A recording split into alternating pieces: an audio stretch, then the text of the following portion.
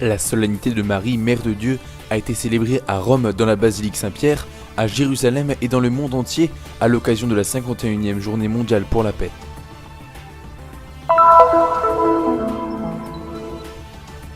À Nazareth, en Galilée, les pèlerins locaux et les chrétiens ont pris part à la fête de la Sainte Famille le dernier jour de 2017.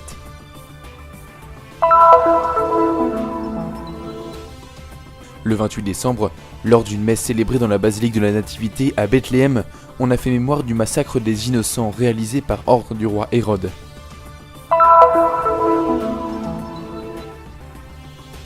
Dans la zone des fouilles de la tombe de Lazare, des travailleurs et des restaurateurs palestiniens apprennent les secrets de la restauration avec des experts italiens grâce au projet de l'ATS Pro Terra Sancta. Nous sommes allés à l'hôpital Saint-Joseph de Jérusalem pour apprendre et documenter la technique de l'accouchement dans l'eau, déjà pratiquée dans d'autres pays.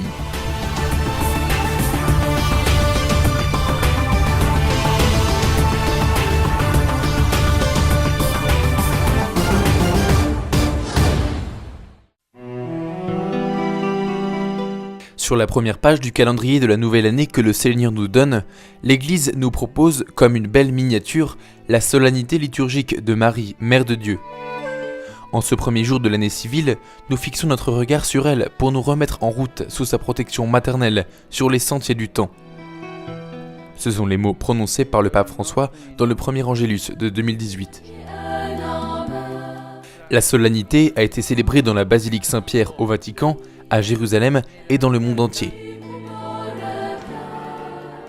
Selon la tradition, le premier jour de l'année se sont réunis à la cocathédrale du patriarcat latin de Jérusalem autour de l'administrateur apostolique, Monseigneur Pierre Battista Pizzaballa, les autorités religieuses et les représentants des différentes communautés latines de Terre Sainte.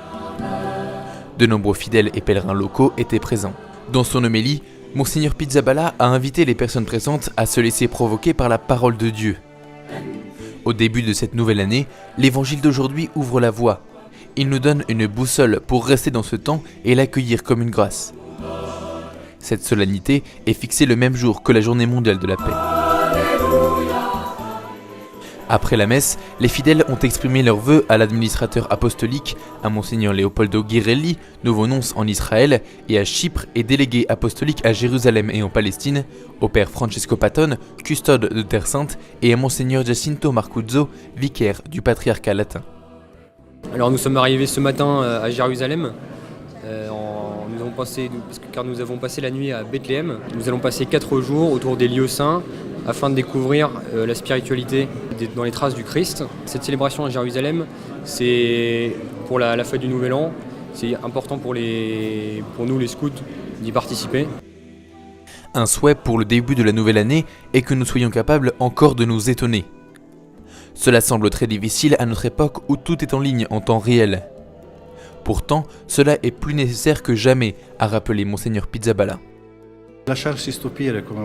Être étonné comme la Vierge qui accueillait tout ce qui se passait autour d'elle et le gardait dans son cœur. Je crois que c'est un enseignement pour cette année. En cette période où nous voulons tout de suite des réponses immédiates, apprenons plutôt à les méditer, à savoir attendre et réfléchir, à nous familiariser avec les événements sans les juger et écouter. Il n'y a pas de paix sans écoute.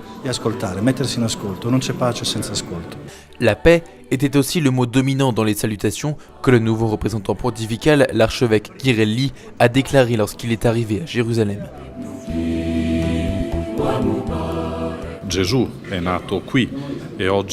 Jésus est né ici, et aujourd'hui, le premier jour de l'année, rappelons-nous qu'il est né dans la plénitude du temps par une femme, Marie, que nous vénérons comme la Mère de Dieu et a fait venir sur nous la bénédiction de Dieu. Cette bénédiction très belle qui dans toutes les églises a été proclamée dans la première lecture et contient la salutation même de la paix. Que le Seigneur vous bénisse et vous garde, fasse briller sur vous son visage, tourne vers vous son visage, qu'il vous apporte la paix.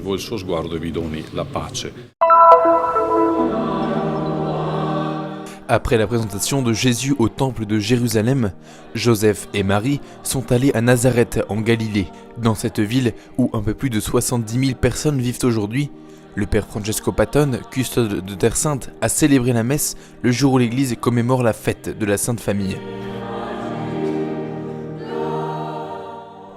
La célébration solennelle a eu lieu au sommet de la basilique de l'Annonciation et a réuni des chrétiens locaux et des pèlerins de différentes nationalités. Dans l'homélie, le père Amjad Sabara, curé latin de Nazareth, a présenté les 5 comportements fondamentaux dans la vie d'une famille. Le premier est l'amour, le second le pardon, le troisième la gratitude, le quatrième s'excuser et savoir s'apprécier les uns les autres. Ce sont les 5 points qui font la maison debout, fondée sur le rocher qu'est le Christ. Car 5 sont aussi les blessures de Jésus qui ont changé l'histoire, du péché à la rédemption. Ainsi, les difficultés peuvent être converties en un parcours pour la construction de la famille.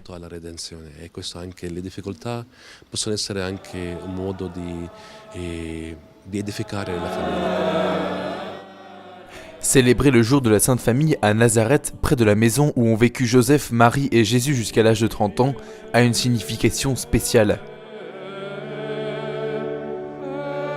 Qui è il luogo dove la Santa Famiglia si è costituita attraverso. C'est l'endroit où la Sainte Famille s'est formée par l'amour, béni par Dieu, de ses jeunes époux Marie et Joseph. C'est là que l'enfant Jésus a été conçu par l'opération du Saint-Esprit. Là où l'enfant Jésus a appris le sens de l'existence humaine, à vivre dans une famille et a appris un métier avec Joseph. Il a appris à faire l'artisan, à tel point qu'on l'appellera le fils du charpentier ou fils du menuisier. Je pense qu'il n'y a pas un meilleur endroit pour célébrer la Sainte Famille. Chiamato il figlio del carpentiere o il figlio del falegname, quindi direi non c'è un posto migliore per festeggiare la Santa Famiglia. Après la messe, les fidèles se sont rendus en procession vers la grotte qui indique l'endroit où Marie, Joseph et Jésus ont vécu.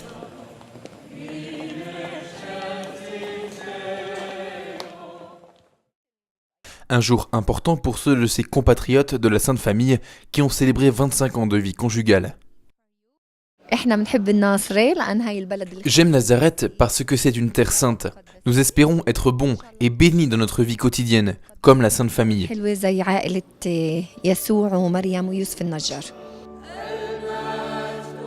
Nazareth est aussi un lieu idéal pour vivre l'arrivée d'une nouvelle année.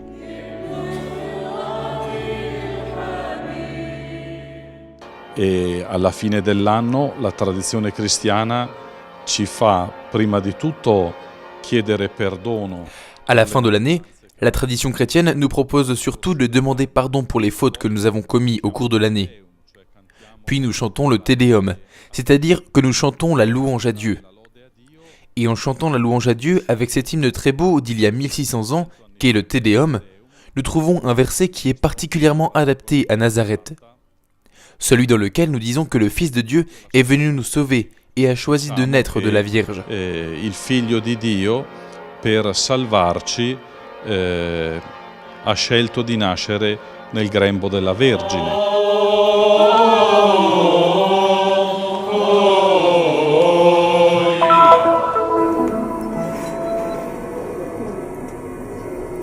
La grotte dans laquelle, selon une tradition du Moyen-Âge, ont été enterrés les enfants, introduit les fidèles dans une atmosphère chargée de sens.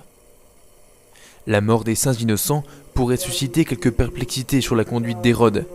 Cependant, comme l'a mis en évidence dans son homélie le vicaire de la custodie de Terre Sainte, le père Dobromir Jastal, sans en diminuer l'injustice, le martyre de ces enfants peut être compris seulement en partant de l'événement de l'incarnation, de la mort et de la résurrection de Jésus. Le père Dobromir a en outre souligné que cet anniversaire est encore très actuel dans la vie des familles qui souhaitent vivre les desseins de Dieu malgré les défis. La famille aime Dieu et accepte sa volonté en dépit des difficultés qui peuvent surgir de temps en temps, au jour le jour, avec humilité, avec un cœur prêt à accepter la volonté de Dieu et à essayer de comprendre ses plans sans trop s'arrêter à la logique humaine. 70 personnes environ ont participé à la messe, y compris des religieux et des laïcs.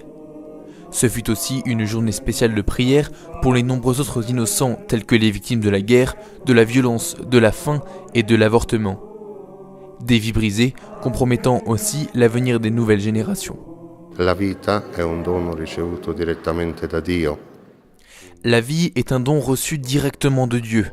Donc avant tout, elle doit être accueillie, vécue et achevée dans les mains de Dieu. Personne n'a le droit de lever la main, de s'approprier de ce droit, de ce don divin. Donc sans aucun doute, toute atteinte à la vie humaine est une atteinte à l'humanité. Qualsiasi attentato alla vita umana è un attentato all'umanità. En plus de l'autel à la mémoire des saints innocents, la grotte en conserve un autre dédié à Saint Joseph, en référence à l'épisode où l'ange lui apparaît en songe et l'avertit d'échapper à Hérode et de s'enfuir en Égypte avec Jésus et Marie.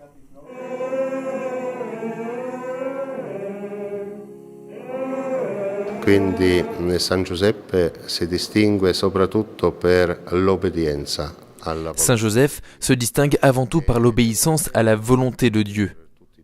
Il est un exemple pour nous tous de cette acceptation de la volonté de Dieu et nous accompagne à reconnaître la présence de Dieu en ces temps difficiles. Peu importe si nous devons fuir, si nous devons nous déplacer, peu importe si nous devons nous adapter à certaines conditions. L'important est de permettre à la volonté de Dieu de s'accomplir dans nos vies. Ciò che importa è permettere che la volontà di Dio si compia nella nostra vita.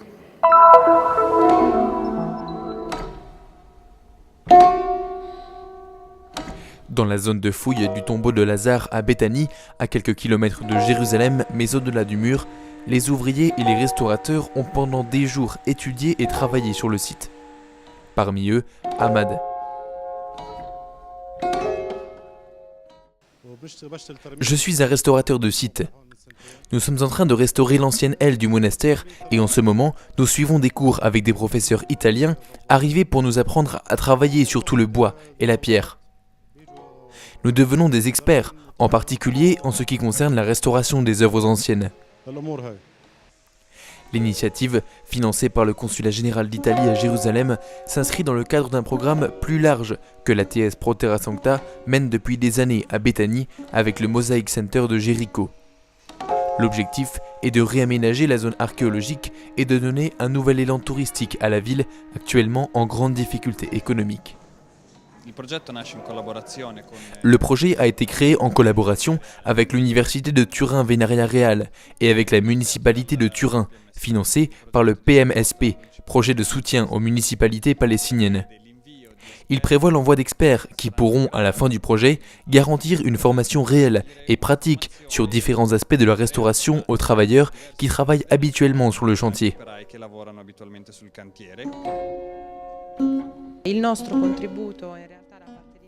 La contribution de Venaria vise à former les jeunes qui travaillent sur ce site du point de vue de la conservation et de la restauration à 360 degrés, puis du point de vue du diagnostic, de la compréhension des mécanismes de dégradation de chacun des matériaux et de l'approche des processus cognitifs préliminaires à l'intervention de restauration.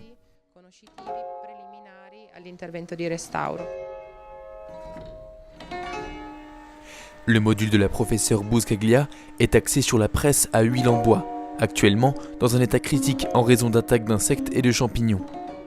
L'espoir est d'éliminer les étayages et de la rendre autonome. Pendant plusieurs mois, 7 modules se succéderont. Des travaux sur la pierre, le bois et de la maçonnerie, à l'étude scientifique des micro-organismes et des animaux infectieux, puis des conditions chimiques et géologiques des matériaux. Théorie et pratique sont intégrées et suivies par l'analyse d'échantillons en Italie et la définition d'un protocole d'intervention.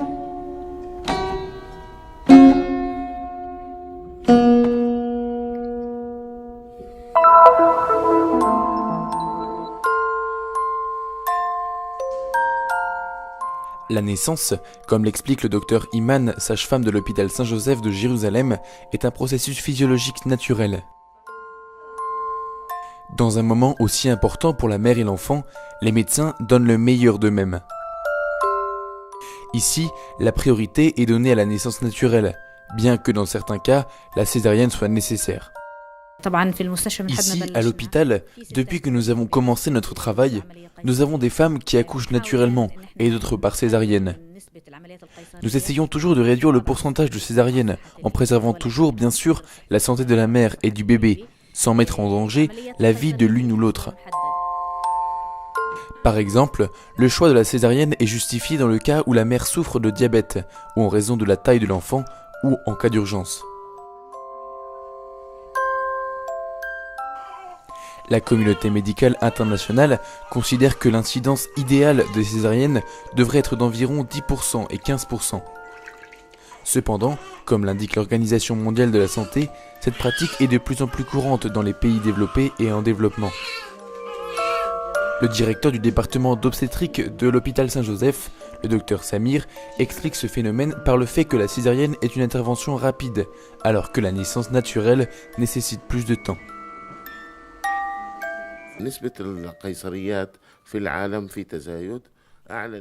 L'utilisation de la césarienne dans le monde augmente.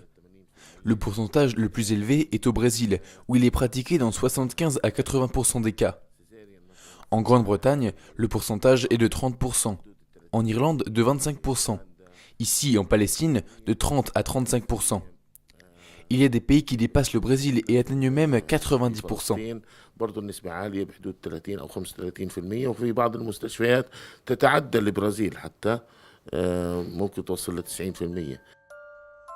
Ces pourcentages, sans cesse croissants, sont compensés par les nombreuses pratiques qui, dans le monde entier, prévoient des éléments soi-disant humanisés, tels que la naissance de l'eau.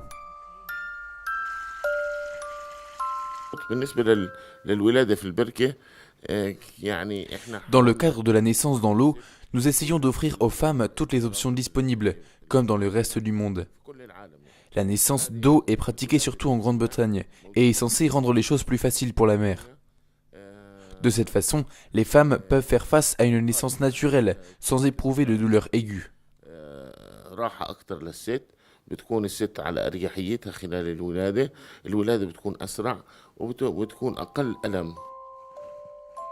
Un autre facteur qui fait la différence à la naissance est l'aide spirituelle.